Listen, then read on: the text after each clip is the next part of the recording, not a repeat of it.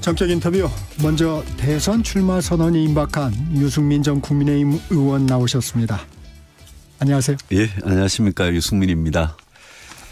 바쁘신데 시간 내주셔서 고맙습니다. 아이고, 아닙니다. 예. 대선 주자들의 출마 선언이 이어지고 있습니다. 국민의힘은 다음 주 후보 등록을 받을 예정인데 경선 룰 때문에 출마 선언을 좀 고민하고 계시다고요? 어떤 이유인가요? 저는 이번 대선은 우리 국민의힘 입장에서는 너무나 진짜 기울어진 운동장, 너무나 불리한 그런 상황에서 치르는 선거이기 때문에 평소에 치르던 대선이든 총선이든 하고는 저희들 각오가 달라야 된다고 생각합니다. 제가 선수가 사실 평소 같으면 제가 경기 규칙에 대해서 문제 삼는 게 그게 적절치 않다는 거 잘 아는데요.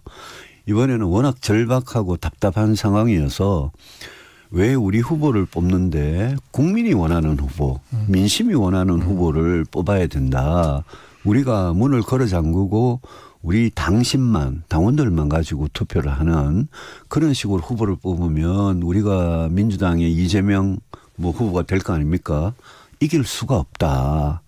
그렇지 않아도 정말 어렵고 그런 위기의 상황인데 후보를 뽑는 과정부터 국민들이 다 지켜보고 계시고 국민이 원하는 후보를 내세워야 이재명 후보한테 이길 수 있는 가능성이 조금이라도 있지 않느냐. 그런 안타까움과 절박한 마음을 이야기를 했고 저는 그게 상식적인 주장이라고 믿습니다. 그 당의 지도부나 우리 당의 지금 선거관리위원회도 왜 이런 상식적인 주장에 귀를 닫고 있는지 굉장히 답답한 상황입니다.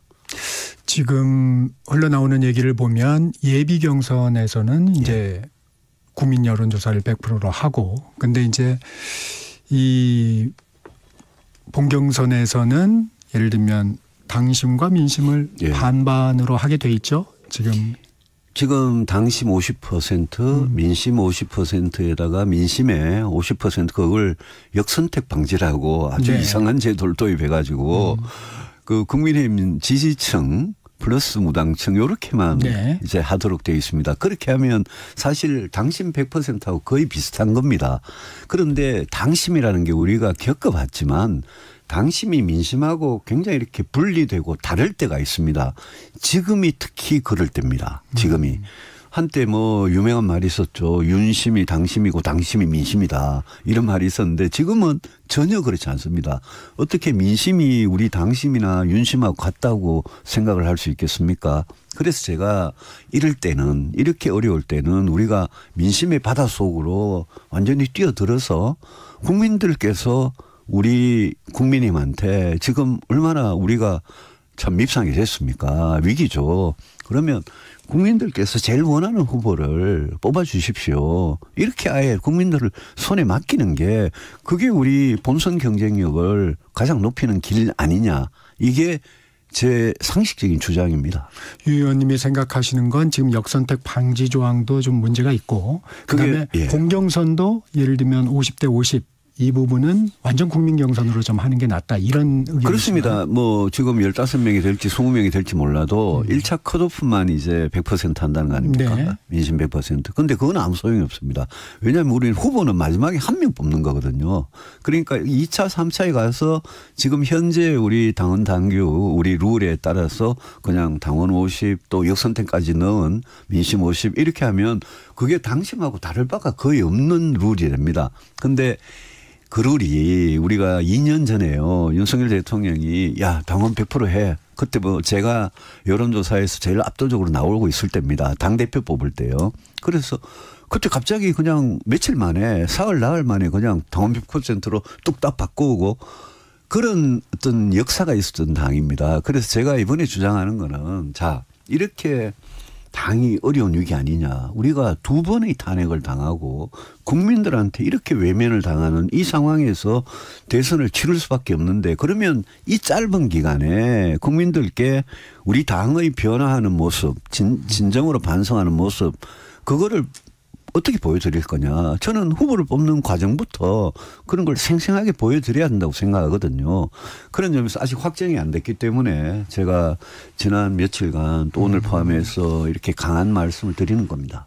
앞서 뉴스 브리핑에서도 전해드렸습니다만 김문수 후보 같은 경우에는 이제 윤 대통령과 통화 내용도 좀 밝히면서 예를 들면 잘해보라고 그랬다. 뭐 이렇게 윤 대통령이 얘기했다. 윤 전 대통령이 얘기했다. 이런 얘기도 했는데 지금 이제 당심이 좀 자기에게 있다고 판단하는 후보들은 좀 받아들이기 어려울 것 같기도 한데요. 그렇습니다. 그분들은 자기가 유리하니까 그래 생각할지 몰라도 그분들한테 제가 묻고 싶은 거는 뭐 김문수 후보가 됐든 누가 됐든 제가 묻고 싶은 거는 우리 지금 현행 룰대로 문을 걸어 잠그고 우리 당원들만 가지고 주로 결정을 하는 그 방식으로 과연 중도 무당층에서 대선의 결과가 나오지 않습니까? 거기서 이겨야 이기는 겁니다.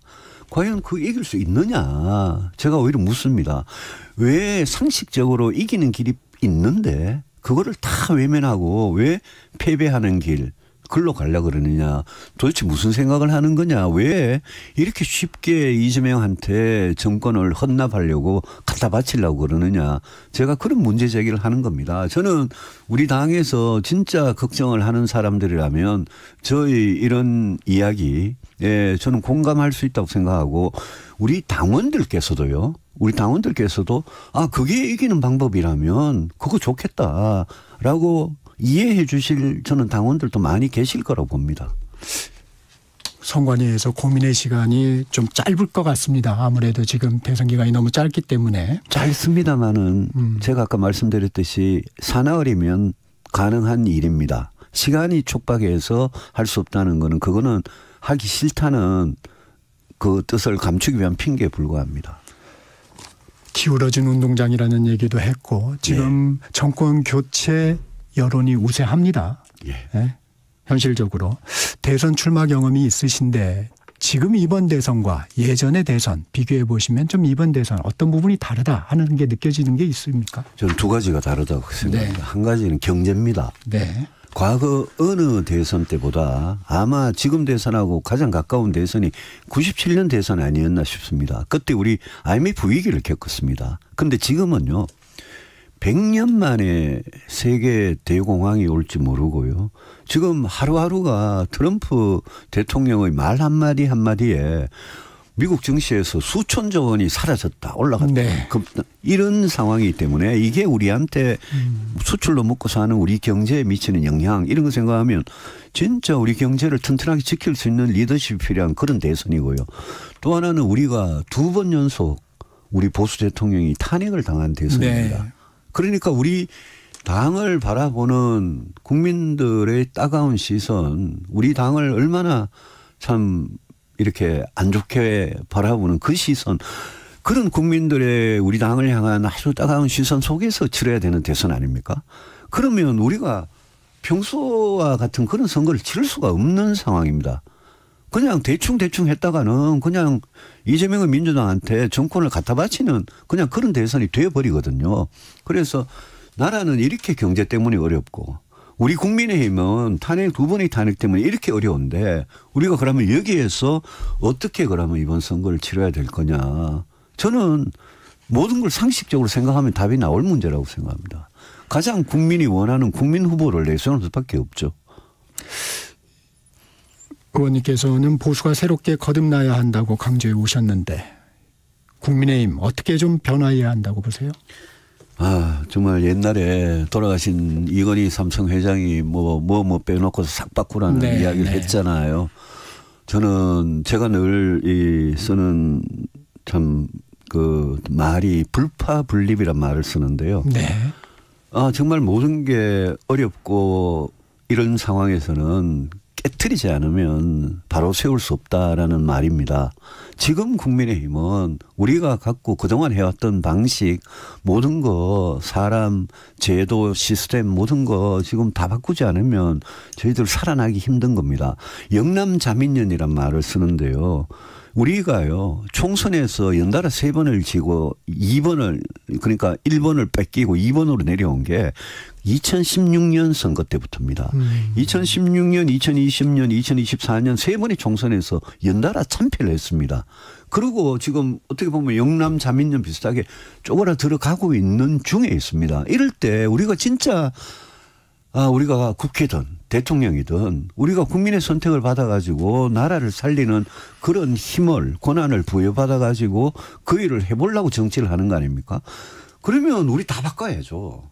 근데 지금 뭐 경선 룰부터 시작해서 그런 거 하나하나 고치는 것도 전부 거부하고 예전에 우리 하던 대로 그냥 네. 하자. 이런 식으로 가가지고 과연 국민들이 쳐다봐주기나 하겠느냐. 그런 이 안타까운 생각이 듭니다.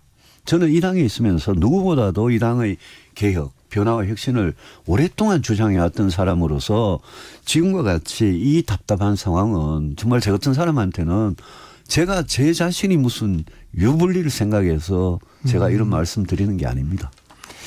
이기는 선거를 위해서는 뭔가 결단이 필요하다. 그렇습니다.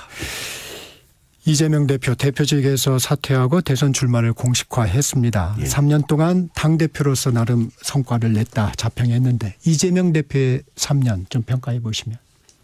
무슨 성과를 냈는지 모르겠습니다. 야당으로서 탄핵 열심히 하고 발목 잡고 계속 자기들이 여당 때 안 하던 법안 계속 내고 그리고 무엇보다도 방탄국회를 열심히 했죠. 제가 제일 기억나는 게 이재명 대표가 국회 대표연설에서 국민 앞에 불체포 특권 같은 거 포기하겠다 이래놓고 몇 달 만에 이 체포 동의안 거부해달라고 의원들한테 호소하던 그 장면이 기억이 나고요.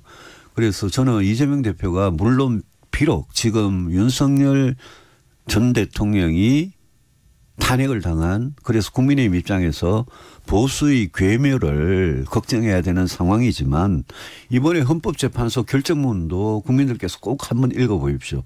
거기 보면 야당에 대한 꾸짖음, 준엄하게 꾸짖는 부분들이 분명히 들어있습니다. 그거는 우리 정치를 이렇게 만든 게 우리 국민의힘과 윤석열 대통령이 1차적인 책임이 있다는 거 제가 인정합니다. 그런데 이재명 대표가 우리 정치가 이렇게 비생산적이고 맨날 싸우는 정치, 경제가 이렇게 망하고 있는데 그런 이렇게 정치가 이렇게 된 데 대해서 이재명 대표도 저는 큰 책임이 있다고 봅니다. 그런데 지난해 총선에서 예. 이겼지 않습니까? 그때 우리가 잘못한 거죠.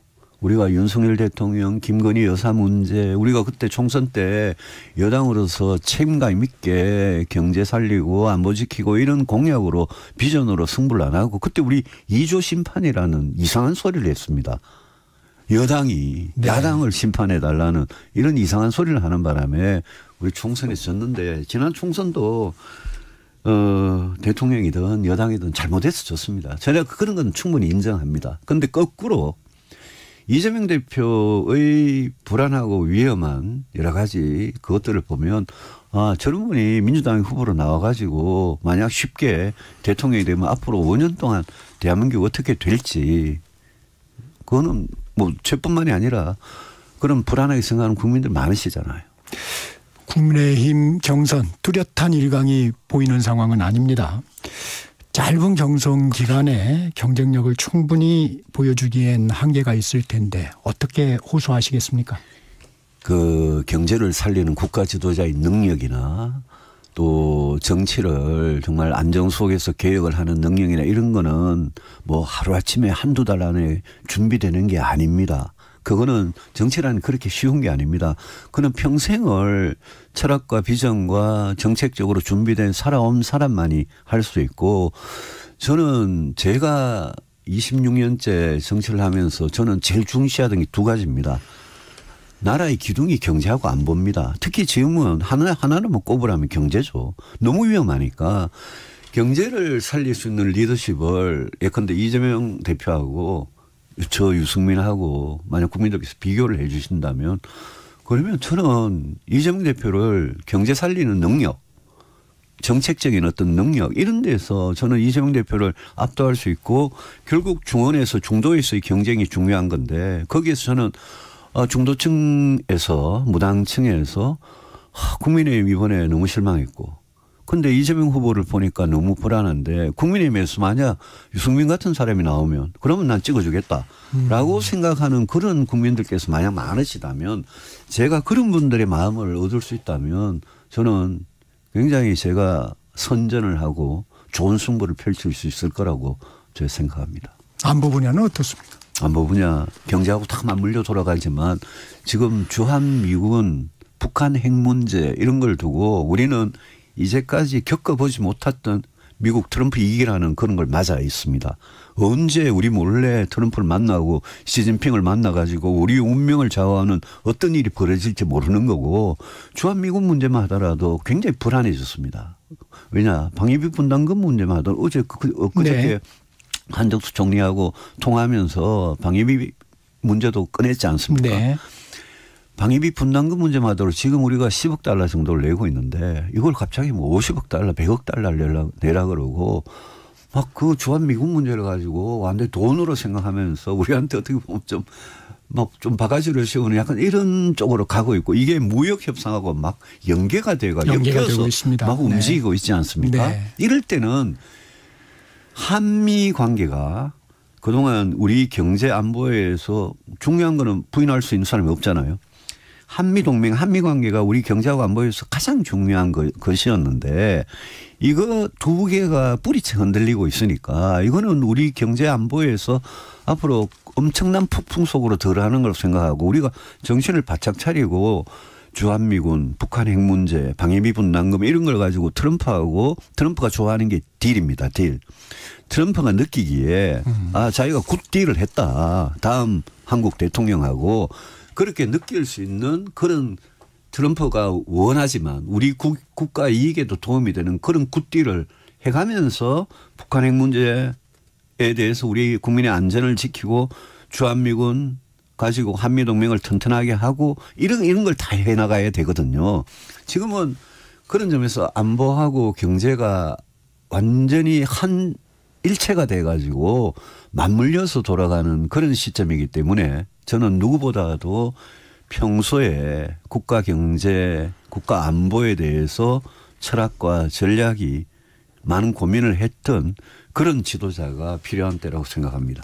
그럼 이 부분에 대한 평가도 좀 부탁드리겠습니다. 한덕수 대행이 트럼프 미국 대통령과 통화한 뒤에 CNN과 인터뷰에서 관세 협상에 맞서지 않고 협상하겠다. 그리고 한중일 공동 대응은 한국의 이익에 맞지 않는다. 이런 입장을 좀 밝혔어요. 이 부분은 적절한 행보라고 보십니까?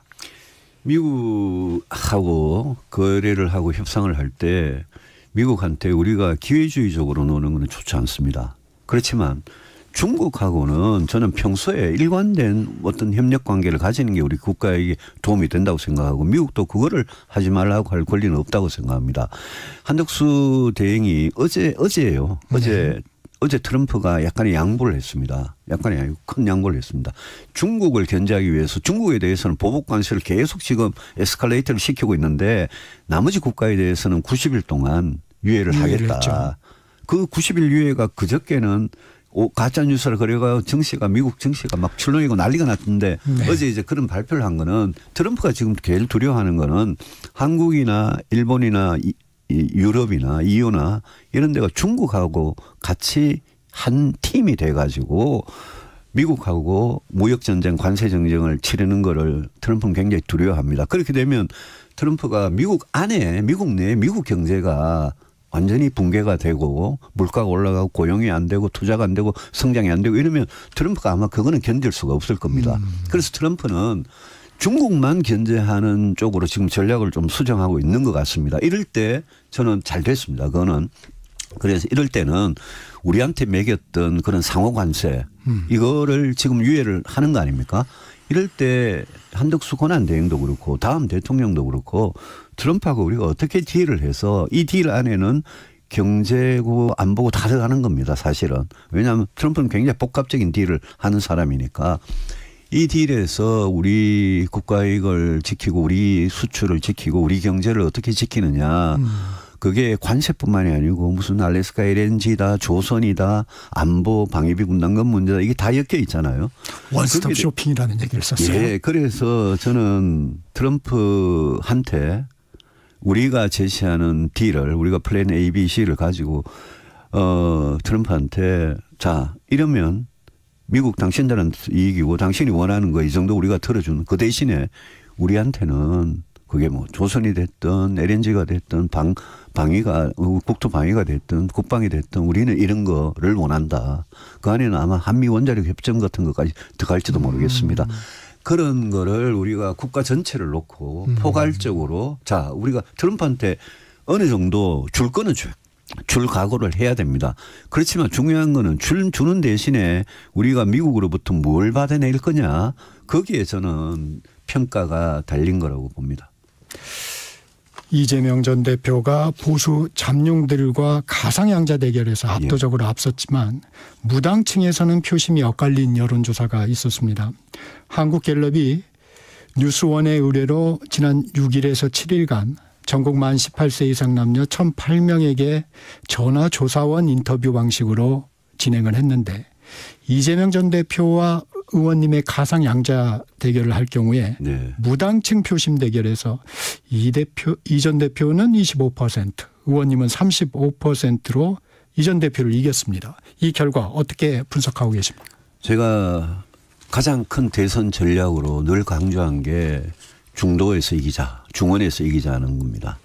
저는 방금 말씀하신 게 이제 무당층의 여론조사 결과인데요. 네. 무당층, 중도층 이런 분들이 가장 원하는 거는 합리적이고 상식적인 정치입니다.